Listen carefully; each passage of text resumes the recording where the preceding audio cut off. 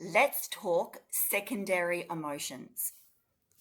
A secondary emotion is an emotional response to having experienced an emotion. For example, a person may be experiencing some anxiousness, but then they feel sad because they're feeling anxious. So, anxiousness is the first and primary emotion, and the secondary is the sadness.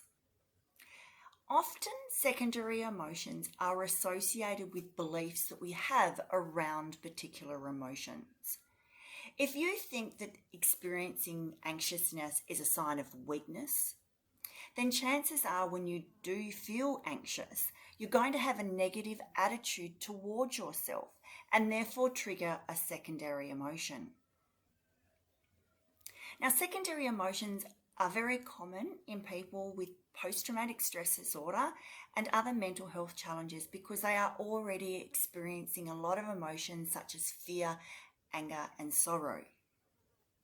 But the good news is that there are things we can do to help improve our situation.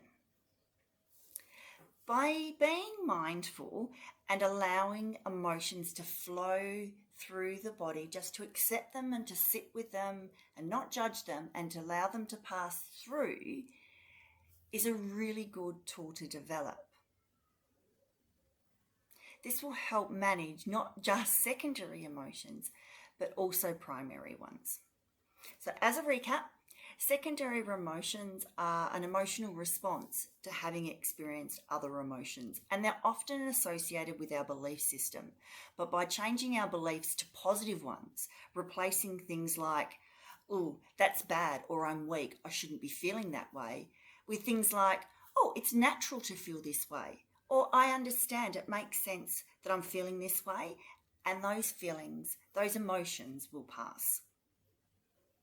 I hope this is helpful. Please remember, we are stronger together.